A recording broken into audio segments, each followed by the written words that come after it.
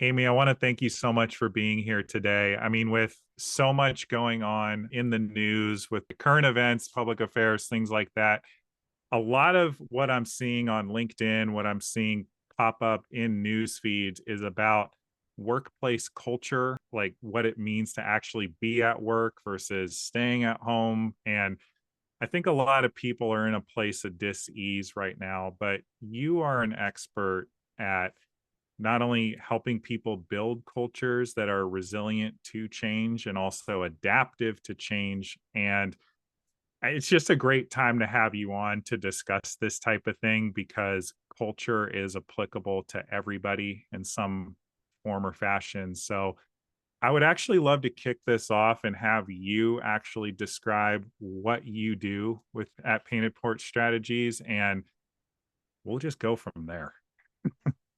It sounds good. Thanks, Stu. Yeah, so we wear many hats at Painted Porch Strategies, but I would say fundamentally what we really focus on is helping humans get along with other humans, whether it's Yes. in the workplace, in life, and all of those places in between. But we really look at it through the lens of a few key components that I think you'll see have a pretty they stretch broadly in any role, any position, any place or space that you might find yourself in. And that is, how do I deal with the emotional roller coaster sometimes Hmm. that I might be experiencing or that others might be projecting? How do I deal with the emotional roller coasters of other people Hmm. and myself? How do I learn how to effectively communicate? So, as I have often been told, it's not what you say, it's how you say it. How you Right. ensure that the way that you're sharing information, the way that you're connecting with other people is both in consideration of them and ensures that you're meeting the needs of your objectives. And then also, how do you just get along with other people? How do you best collaborate in this world that, until the robots fully take over, we do have to learn how to be good citizens and good partners and good collaborators with our fellow human beings. That's really at its core what we do. Now, we look at that through the lens of organizational change and organizational Hmm. culture. But this really is that fundamental component of how to be a good person in this world of other people and make sure that we're showing up the most confident, the most curious, the most capable and resilient, especially when those unplanned, as I like to say, shifts hit the fan. Yeah.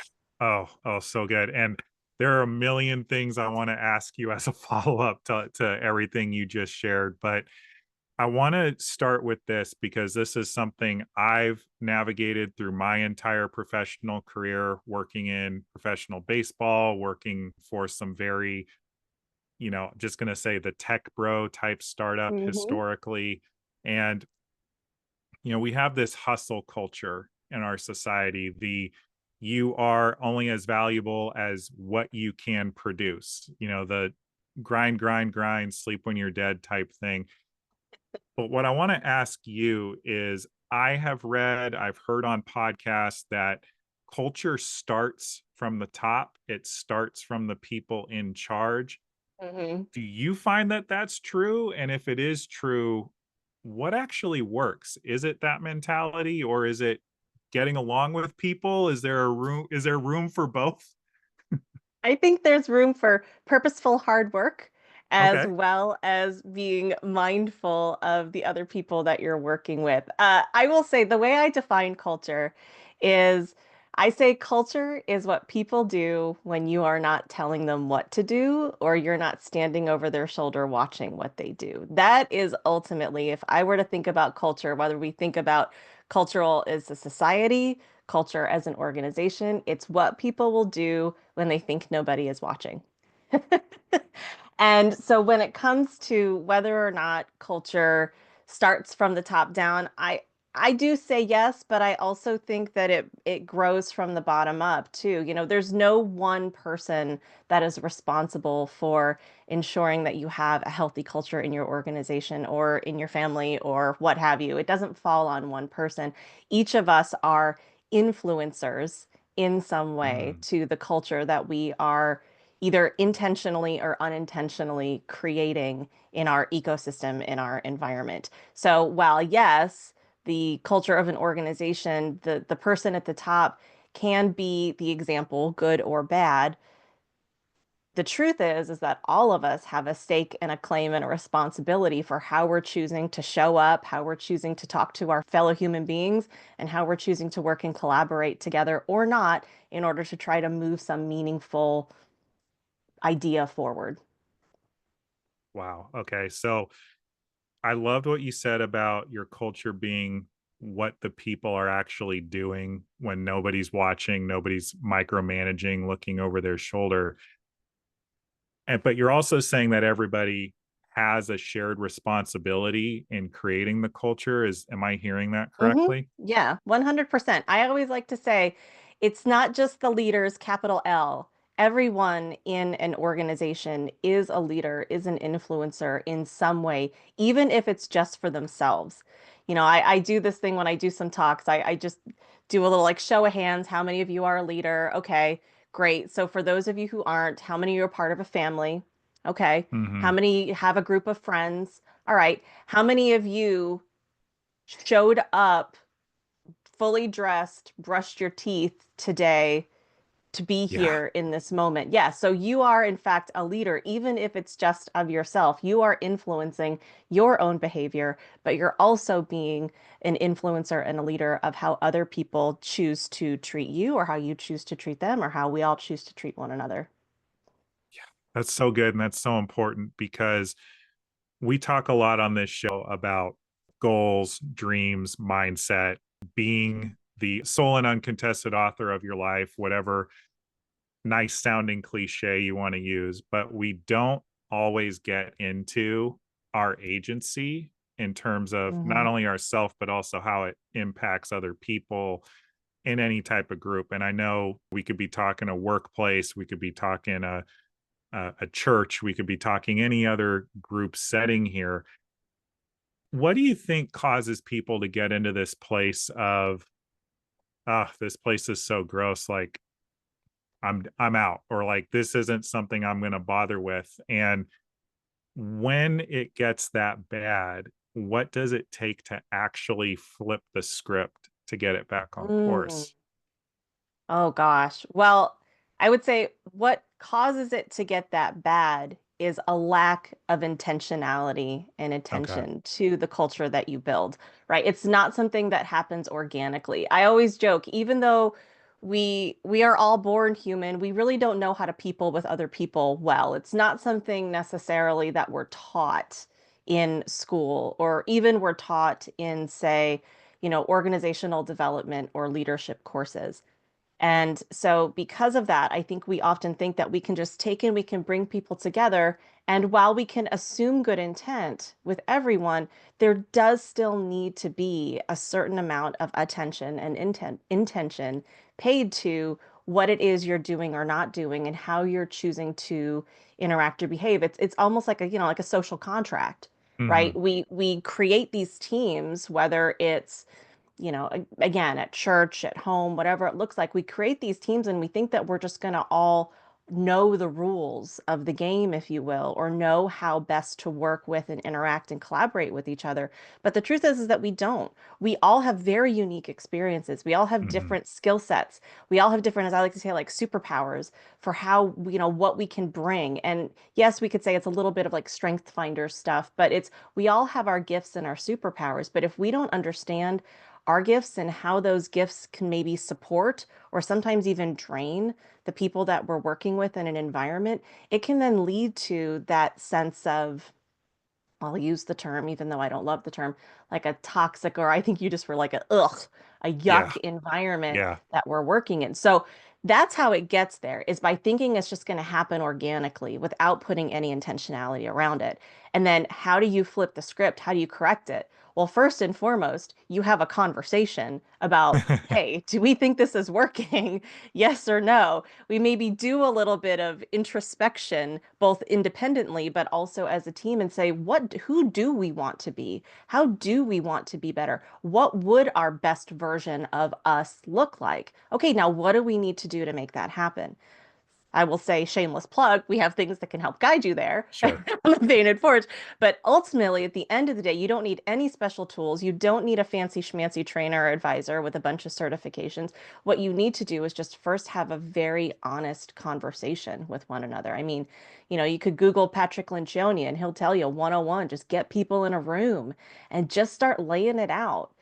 And yes, you do, while we would love to say you would want to already have a certain sense of psychological safety and trust, that's something that you actually have to build. And sometimes the way to start to build it is by saying, you know what, I think this is broken and we need to fix it. And we're going Hmm. to try to fix it together, as opposed to, here's everything, Stu, you're doing wrong. And I think you Yeah. need to fix all the problems with you. It's like, no, this is a we, not a me. Yeah. I mean, we're talking hypotheticals here, and I Yeah. felt a little backed up about you pointing your finger at me just now. So like I'm so that, sorry. oh no, no, no. But just to illustrate the point though, right? Like Yeah. I feel like what I just heard you say is intentionality is key. It's like where are we actually pointing our arrow before we fire, right? Hmm. But then it's also having the courage to be the person that's going to take enough responsibility to plant their flag and be like, something has to change.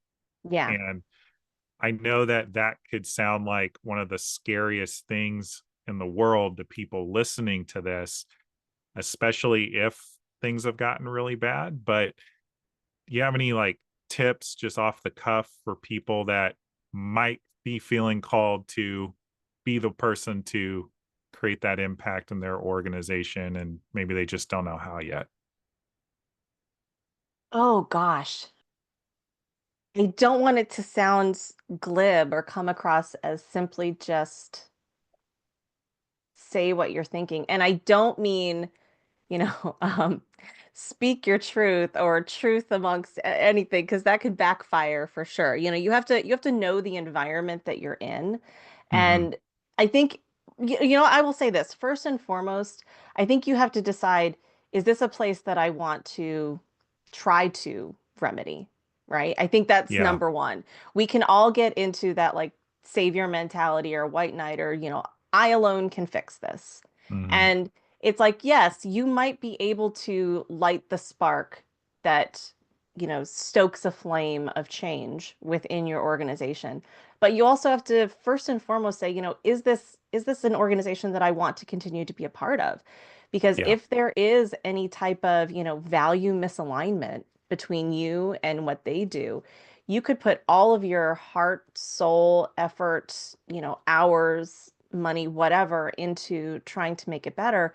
And you'll still feel the same way on the other side of it because there is that misalignment. But if this is an organization or if this is a group that you're passionate about and you want to save, I would say the first thing is to just have the courage to say what's on your mind, but also maybe do a little bit of prep beforehand to know how to deliver that message well. It's not just speaking your truth and just laying Hmm. it all on the table, Hmm. especially if it's an organization that has not had anything like that in the past. You may have to Yeah. start very small. But I always say it's funny, organizations or different leaders will be like, well, how can we find out what the problems are? How can we really get to the bottom of it? Is there like an assessment? And I'm like, yeah, okay. Yes, there is an audit that you could do, but the cheapest thing that you could do is just ask, because I can Hmm. guarantee you that every single one of your employees or your team members is going home at the end of the day or at happy hour or with their spouse, and they're talking about the things that they're seeing that bother them. They're just not bringing it back to the office. So there's already a way to spot problems, spot opportunities to improve what you're doing. It just starts with having the courage to ask or the Yeah. courage to say. Yeah. And maybe just another tidbit that from my experience for the audience, when you're having these difficult conversations, there's actually a tool called mirroring that Yes. I've gotten from the book, Never Split the Difference by Chris Voss. Excellent book, folks. Go get it. Former FBI negotiator. It's a very entertaining read, but it's very applicable here, where person says something to you and you just repeat back to them. So what I heard you say is, I've actually Mm-hmm. done it a couple of times already in this conversation just because I do it all the time. And it's not to play a mind trick here on Amy, but it is to both confirm that I heard her correctly and also if I missed it, she's going to correct me. And that's Yeah. actually going to create a little bit more safety and connection between the two of us because it's creating a sense of validation that I care enough to get it right. Yeah, you bring up a really great point, Stu, and that is it's not just what you say, it's how you say it, but it's also when you say it and Mm-hmm. understanding the right opportunity. And it's definitely not something that you want to just throw out there and opinion slap somebody, right? Right, In the right. middle of a random meeting. I think one of the first things is to establish an understanding like, are you open to some feedback? May I be Yes. direct with you? And Yep. I think the thing is, you have to ask a little bit of permission. It's kind of like with coaching, if you've ever studied coaching or looked into coaching, Mm-hmm. you can't coach people who don't want to be coached, but you also don't want to just coach them unrequested. So Yeah. you want to ensure that if you are giving this feedback, that you're allowing the person that you're giving the feedback to first and foremost give you permission to do so Yeah. if it's the right time. Because sometimes I know even with my husband, sometimes with us, he'll come in, sometimes like a hurricane, and he'll just want to tell me something, and I'm like, this is not the right time. Or there's times where if we are having a conversation, if I'm approaching him for something, I will have a preface and I will say, "Hey, I have a question for you. Is now a good time?" Or I want to talk Yeah. to you. I want to talk to you about something. Is now a good time? Because there are some times where we are in the middle of something and it's not the right moment. And so having that precursor, that preface, so that way you're not just barging in with an opinion or an idea, I think that's also really important. But I think the mirroring is a key one too. That's a good call out. Well, I want to just jump on what you just shared because this is important too. If I know we're using the example of an organization, but this could be, like I said, like your softball team or a Hmm. church group or whatever. If you're in a capacity where you are, different things to the same person, and what I mean by that is I'm a coach. My wife is a coach. My wife happens to be 20x the coach I am. And I will defend that because she is amazing at what she does. But there are thousands of coaches out there. She is my only wife. Right. And so if she's coming to me with an issue, it's checking in and being like, are you looking for coaching or do you want me to Hmm. just be your husband right now? And Yeah. because I don't get to violate that trust in her that only she and I share as partners, but also just asking her what she needs and being that person in the moment. And I think so many of us, again, with that lack of intentionality, cross boundaries that aren't always well communicated based on the roles that we serve in somebody's lives. Yeah. Yeah, that's a great point. Setting the stage, and if you're the person going to someone else, setting the intention, like what is it that I'm looking for in this moment? Am I looking to vent? Am I looking for feedback? Do I want to help you to help me brainstorm on something? What is it that I'm looking for? Because that really helps the other person be the right response and support to you. Because if not, then you might be having two very different conversations and you don't know how it happened. Yeah. Yeah, 100%. Hmm. I want to switch gears here a little bit. So you talk about learning how to people effectively with other people and like how that's a skill that so many of us don't learn at an early age and we have to figure it out as adults. What are some examples of big successes that you've seen either in your work or in your personal life with people learning to people effectively? Yeah. Well, I'll give a couple different examples. I'll try to do it through a few different lenses. The first one is, I think, when it comes to teams and whether this team is a specific, a work team or a church team, a volunteer team, even a family team. I think one of the ways that I've seen the most success is, I think I mentioned a little bit earlier, is understanding one another's what I deem superpowers.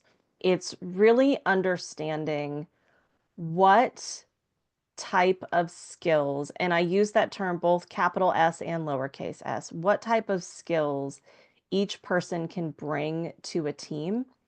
And when you have that clarity, we look at it through the lens of two different things. We look at it through the lens of the five Chinese elements, and we do that because number one, it's just kind of fun, but number two, it actually is a great representation of a really healthy, vibrant, balanced ecosystem, Hmm. which the Chinese elements really represent, and that's water, wood, fire, earth, and metal. And basically, each of them have different personality traits, if you will. They have different ways that they show up when they are at their best, and different in ways that they show up when they're stressed. Now, the difference that I like to point out with, say, something like the Chinese elements versus, say, a Myers-Briggs or a Hmm. disc, or even, Hogwarts houses, whatever you want to choose. The thing that's different is that for those, at least from my lens in the past, they tend to be like, this is who you are. For example, Stu, I don't know. Have you done disc? What's your disc I profile? haven't. Do you know? I Okay. actually haven't heard of disc until this exact moment. Okay. All right. Well, skip it. Just we'll talk about Chinese elements. No, the discs are different personalities. And usually with those different personality assessments, especially the ones that are given at work, it's through the lens of this is what you are. For example, I am a DC in disc. I am in Myers-Briggs. I'm an INTJ, right? Whatever that means. I don't even know what it means fully. But basically, they are these definitions of, oh, this is who you are. This is how you behave. This is your personality. This is your box. But it doesn't Mm, actually really say, so how does that work in a world of other people? I don't walk yeah. around with a badge on my shirt that says, hi, my name is Amy. I'm a DC and an INTJ. Figure it out and proceed with caution, right? Like I don't Yeah. do that. That's not how the world works. Instead, if you look at it through the lens of these elements, you actually have a really great sense of understanding not just yourself but other people, but more specifically how you can serve as a hero to them and to Yeah. your team when they're feeling a little bit stressed and villainy, and vice versa. And so it's a really great tool that we love to use. And once we do that, it creates this shared understanding, and it kind of broadens the view and the lens of what it means to be a team. Because I so often we hear, and I'm sure you've heard this too, we have the same exact job, yet we don't do it the same way. Why are they doing it Right. so differently than me? Or, and there's judgment. There's judgment to the other person. And there's also sometimes a little bit of guilt individually, because then you're thinking, well, Yeah. what am I doing wrong? Stu and I have the same job. We do the same exact thing. Why is he so much better? Or why is he excelling in this area of it? And why am I not? And when you do that, when you actually like broaden the lens and look at it through these superpowers, these elements, it helps you understand, oh, actually, Stu has this really innate great ability to get into the details. He loves getting into Hmm. all of the details. Me, I just love to come up with the great ideas. But together, if we understand where each other's strengths are and we combine them, now I know that Stu's going to be like, I don't really want to come up with the ideas. But Amy is always like, ooh, she has a million of them. But I can control that. And I can say, okay, when I go into, when I collaborate with Stu, he's going to know that I'm just going to rattle off a bunch of ideas, but he's going to know when to stop me and say, okay, now let's put a plan together in action.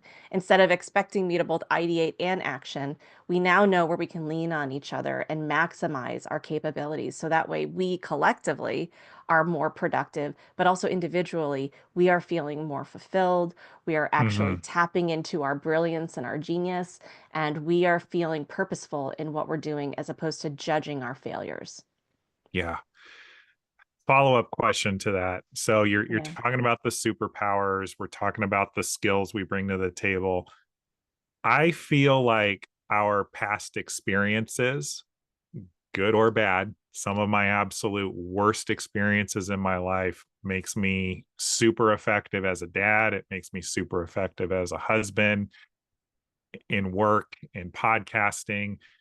To what extent do you feel like past traumas, past hurts, or at least just past experiences play into the superpowers that we bring to people? Oh, that's an excellent question. Is it nature versus nurture? Huh. Effectively, yeah. That's an excellent question. I think we'll never get to the, I will personally say I don't think you'll ever get to the bottom of it because you can't ever separate the person from their experiences unless we somehow True. like captured a personality test at birth, which I don't believe would be possible. I mean, maybe, I don't know, give Elon Musk a few years, who knows? Maybe they'll come up with something with the Neuralink, but I think it's impossible to separate. And if I'm being candid, I don't believe it matters because Okay. it really, how you show up is how you show up, Yeah. whether that's a conscious choice or whether that's because of experiences that you've had in the past that have helped inform your behavior today.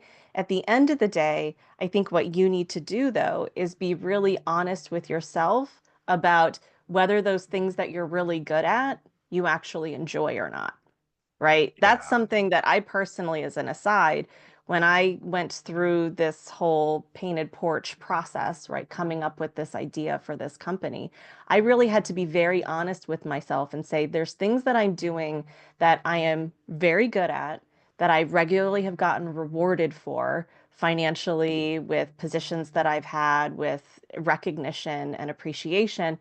But are those things that actually fill my cup up, that bring me joy? Or are they things that are capabilities of mine, but truly aren't making me feel fulfilled in what I do? Hmm. And actually, to that end, one of the other things that I was going to mention a moment ago that we do, so we have the Chinese elements, that's like the fun piece. So how do we understand each other's superpowers? But one of the other tools that we use as an assessment is developed by Patrick Lencioni in the Table Group. It's called Working Genius. And basically, with Working Genius, it helps you identify there's six core geniuses. Every job requires all six geniuses in order for it to be effective. Every project, every job requires all six. And when you go through that, you identify what your two geniuses are, but you also have your working frustrations. So there are those things that Hmm. you're, or your competencies, and then your frustrations, the things that you're really good at, but the way they describe it is like if you were holding a cup and it had a hole in the bottom, and so you pour coffee in it, but it spills out the bottom. So there's things that you might do that you might even be really good at, and that you've actually gotten a lot of accolades and recognition for. But if they are draining your energy, if they're stressing you out, if they are making you frustrated, then they are ultimately not going to be, they're not going to be the skills that are going to help you realize a purposeful, fulfilling, and joyful life, right? Yeah. Yeah. So true. And just to reflect a quick anecdote, just to kind of edify this for the listeners, I'm a people person. I am the type of person you can put me in a room full of people that I've never met before. And in about a minute, just by looking around, I can tell who the confident people are, who the power players are, who's really uncomfortable right now in this situation. And I can do that all just off of body language. And Mhm. that's just like a superpower I feel like I was born with, because I can do Yeah. that in my sleep. Like I don't even think about it, I just do it. And so that has helped me in sales. It helps me here podcasting. It helps me networking, all these things. Once upon a time, I ended up in a job where my job was to basically manage the advertising budget for one of the largest YMCA's in the United States. And lo and behold, I was struggling to do spreadsheets and look at Excel cells to make sure the formulas were correct. And I am not the let's make sure the budget is accurate down to the penny type of guy. And had I not found another opportunity, I promise you I would have been fired, and it would have been to everybody's benefit and to my relief, actually.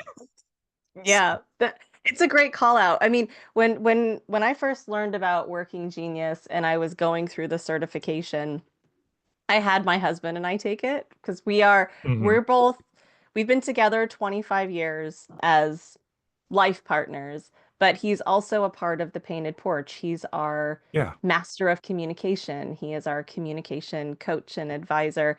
And so I was like, let's just take it to see. And the funny thing is that we ended up being exactly the same for our working geniuses, just the two working geniuses, which our two working geniuses were wonder and invention. Mm. Basically, we love coming up with we're, visionary ideas. You should see our house. There are giant post-its everywhere in our house. But we both also recognized and we came to realize that our same working frustrations, our two working frustrations were enablement and tenacity. Basically, meaning we are great with the ideas, we are terrible with the execution of them. We get Ooh, like three got it. quarters of the way there, and then either, we come up with a new idea or something else just comes in the way. And what that allowed us to do, number one, we thought it was hilarious. We're like, well, we're screwed. But actually, what we realized is, oh, there's a gap. There's a gap in our team. We recognized that we needed someone who actually had the geniuses of enablement and tenacity. And so, what that allowed us to do is to go a lot more clear eyed instead of feeling guilty, instead of wondering why all of my lovely planners that I've bought for myself, all of my like to-do lists just never get to done. Right. Instead of constantly feeling that I was failing at my business and I was just maybe not cut out for this entrepreneur thing, I recognize, no, I just need to find that person. I need to find that genius and plug them into our team. And once I was able to find someone who had that genius, and you can do it through an assessment or just through, Sure. simple interview and conversation. But once I was able to find that genius, now it's like, oh my gosh, now I get to focus on the things that I'm good at. I can throw a million ideas at her. She helps make sense of them. She prioritizes them and she helps get them done and get them across the finish line. So there is value in it beyond just knowing what makes you feel good or Yeah. knowing, what makes you feel fulfilled and purposeful, but it's actually how stuff gets done as well Hmm. within any team is by understanding these concepts. Yeah, no, and like I used to carry a lot of shame that I couldn't be Yeah. the technically savvy guy, that I couldn't be the most organized guy in the room. Because I just have accepted that this is a truth about me, I still work hard. Like I know Yeah. there's like a baseline level of proficiency I need to have, but there's like a big data project. I have no problem outsourcing that to someone else because it's actually more valuable to me to pay somebody for their time versus waste double the time of my own on the Yeah. same thing. Yeah, and I do actually want to point out one other thing because I'm sure there are some of you that are listening, well, saying, well, that's nice. You have the luxury of being able to outsource it or hire someone. This whole concept of working genius is not to say you get an out. You're like, nope, Right.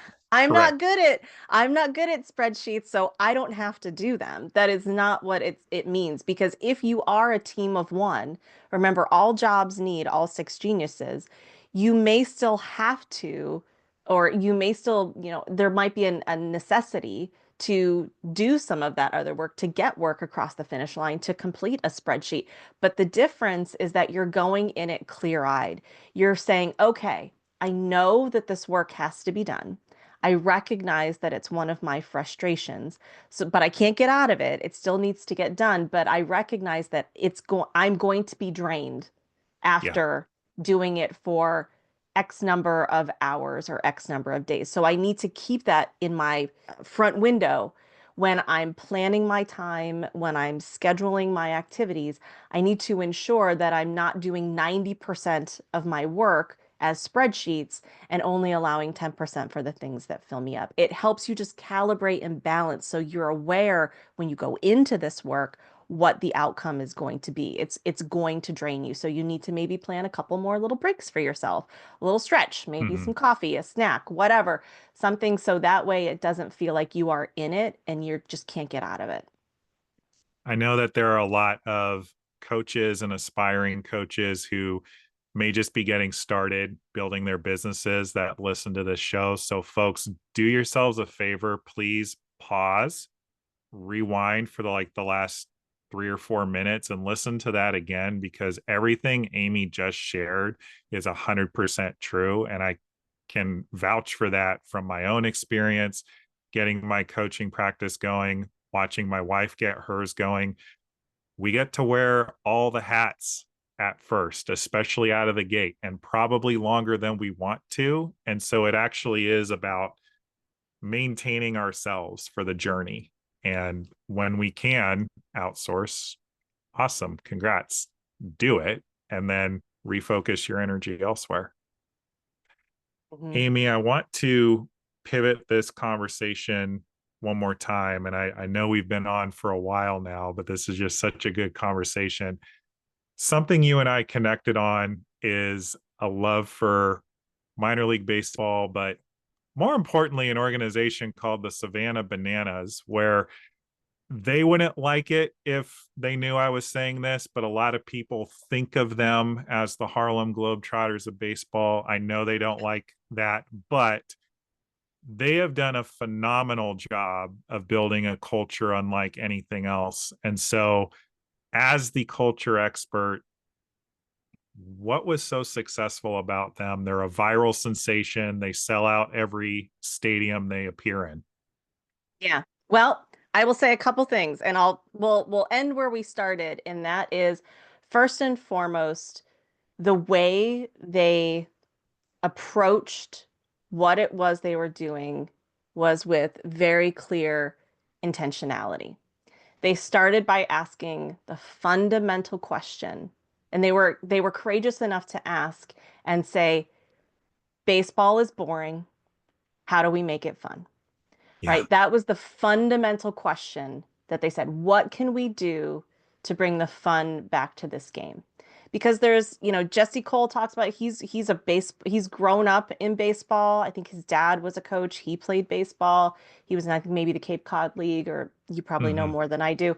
But he's from a baseball family and he loves baseball, but he found even himself getting disenchanted with it. And so he started by Yeah. just asking that fundamental question. But it wasn't simply just asking the question, it was allowing for the answers to come in and take shape. I think Mm-hmm. that's a big difference, is that often organizations they want to be different. They want to stand out.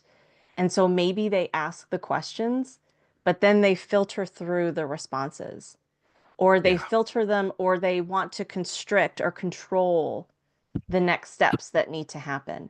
Whereas I think Jesse and his amazing team, his wife is part of his team too. So shout out to that, husband and wife duo taking over the world. But they really embraced the idea of experimentation. In fact, I Yeah. absolutely love it. And I've read two of his books. I am a huge fan, but he's also a huge fan and admirer of people who've come before him. He talks a lot about Walt Disney and Walt Disney's mindset and how he approached innovation and ideation. He literally created a group called Imagineers. They're in their title. Their whole Mm-hmm. job is to imagine Mm-hmm. and try again and try again. And then also he talks about P.T. Barnum. That's a whole other conversation another day, which is probably the Yeah. Harlem Globetrotters piece, but just playfulness and how can you lean into a why not mentality. And I think Yeah. that's the linchpin with them, is that they weren't afraid to try. In fact, he says in his book Fans First that on average they do something like 23 new things every single game. They try them out. They haven't done them before. It's not been tested. They're like, we're just going to try this. We're going to try this and see how it lands. They are like the ultimate agile organization in that sense, where they are just willing to continually try, inspect, reflect, adapt, and try again. They are obsessive about continually evaluating what's working and what's not. They don't wait for the quarter to evaluate and look Hmm. back. They don't wait until the 6 month or the 1 year mark to do any type of evaluation and assessment on what's working and what's not. They literally are doing it every single night after a game. So when you think about how they've been able to continue to innovate, continue to capture minds, it's because they're willing to embrace experimentation. They view Hmm. it as learning as opposed to risk. They're willing to try. They're sometimes willing to, they're willing to fail and go, well, that didn't work. What are we going to do next? As opposed to ruminating in the failure and having that be a barrier to innovation and what they do next. I could Yeah. go on And for hours on this, Stu, but yeah. no, no, no. I know. We could actually do an entire episode just, singing their praises. But Hmm. folks, I want to make sure that the folks listening to this who maybe don't know the baseball world at all, the reason I'm bringing up the Savannah Bananas is because it's the culmination of everything we've talked about today. Like it's being intentional, it's having a vision. The vision for the Bananas is fans first. Like Hmm. just today, I saw an article on LinkedIn talking all about how they've effectively removed almost all sponsorships from their stadium, which think of the last time you've been to a sporting event, you like blink and a Starbucks ad or some other law firm is like punching you in the face with their advertising. They took a huge risk. They got rid of all of it. 0.5% of their revenue is from partnerships. And they've reinvested it in being such a superior entertainment product that you have to actually enter a lottery to get their tickets. And Yeah.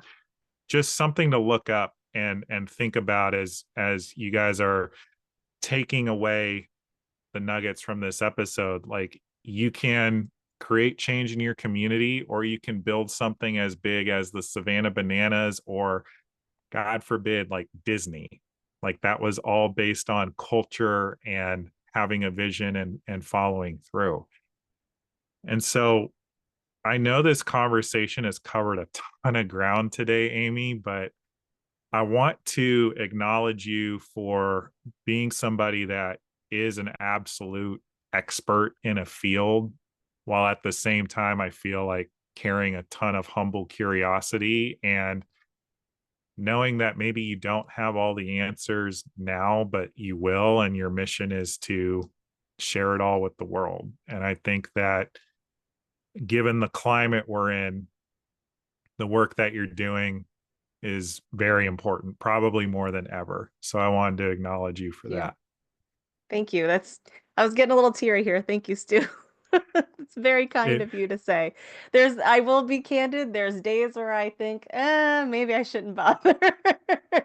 But there is that natural curiosity and seeing just the potential in people, and Hmm. in the end, having them see what's possible within themselves and the change that they Hmm. can make in big ways or small ways, whether it's, with their spouse, with their team, with their organization, or even beyond. Hmm. Yeah. And I just want to thank you for being a guiding light for folks Thank you. listening to this today. On that note, where is the most appropriate place for people to follow up with you, connect with you, continue the conversation off of the podcast? Yeah. So I would say first thing they can do is they can go to, I have like a little link tree slash bio page, Painted Porch Amy. They could go there. You can also just email me, connect with me directly, Amy at On the Painted Porch. I would love to just talk and explore what's possible. And if you have a burning change or team question and you'd like to get my thoughts on it, please don't hesitate to reach out. Amy is also a great follow on LinkedIn, by the way. Thank you. We got connected through a mutual friend, but having been connected with her there, I know I've learned a ton as well. So Folks, as always, Amy's contact information will be made readily available in the comment section, in the show notes, wherever you are catching this episode. Amy, the final question I ask everybody before we log out: what are you acknowledging yourself for today? Oh, wow. That's such a powerful question, Stu, and I don't think it's one that we ask ourselves enough. What am I acknowledging on myself today? Well, I'm going to say showing up and doing a kick-ass episode with you today and having an amazing conversation. Um, yeah, yeah, you've actually given me a little bit of a boost and it's making the end of my day. I think I might just stand a little bit taller. So thank you. Thank you for that. Well, I mean, it's always a mission here that the people on the show are receiving as much value as the people listening. So thank you for gracing us with your presence and expertise today. And folks, this has been another episode of your Inside Track to Success. I know you got value out of today's conversation, so please share this out with at least one other person for whom you think gets to hear today's conversation. Cost of admission is always free, so we're just asking that you help us out in spreading the message, spreading conversations like today's with Amy to help the people in your lives create the life of their dreams. We'll see you next week.